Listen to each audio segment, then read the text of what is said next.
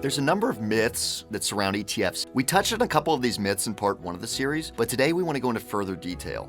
One myth says that modern alpha ETFs use data mining. You use data mining, you come up with strategies that have performed well in recent years, and you try to appeal to investors to boost inflows. But here's the problem with that. The concept of data mining presupposes that value investing as a notion, as an idea, was just some modern alpha factor in addition to quality, size, momentum, and low volatility that just came about. And it hasn't been on the books since Graham and Dodd introduced it back in 1930. Some ETF person just invented these value screens in recent years. The notion that scanning for inexpensive stocks to create some sort of data mining is something new, it confounds us. The charge of data mining has been linked to a common criticism that no ETF ever shows a poor analysis. But isn't that how it should be? Why would an ETF provider try to create a mediocre ETF?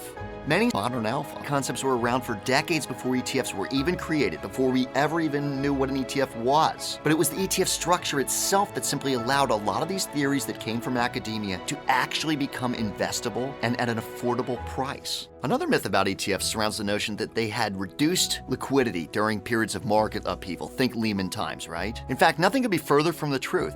Especially in asset classes such as lower quality bonds or most types of emerging markets investments. The reality is that in those types of asset classes, ETFs can provide much needed liquidity, the kind of liquidity that may not be available to the buyer or seller of individual stocks or bonds, which maybe those trade every hour or two or maybe every couple of days. Also, ETFs promote price discovery, and that's critical to have trustworthy markets.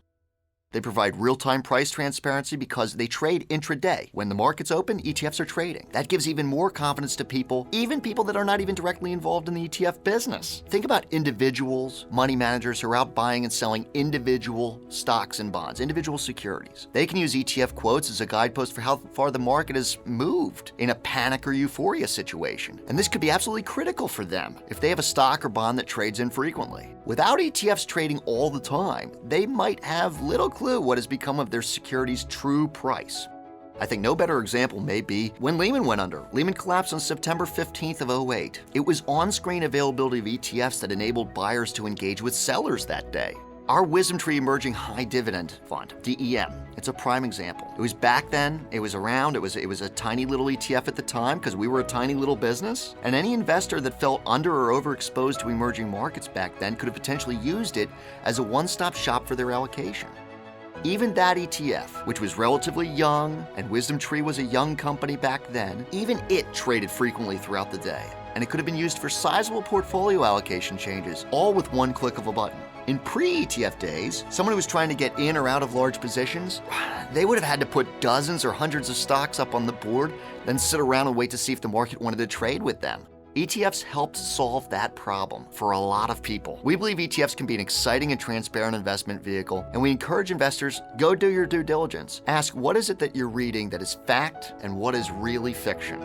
Thank you.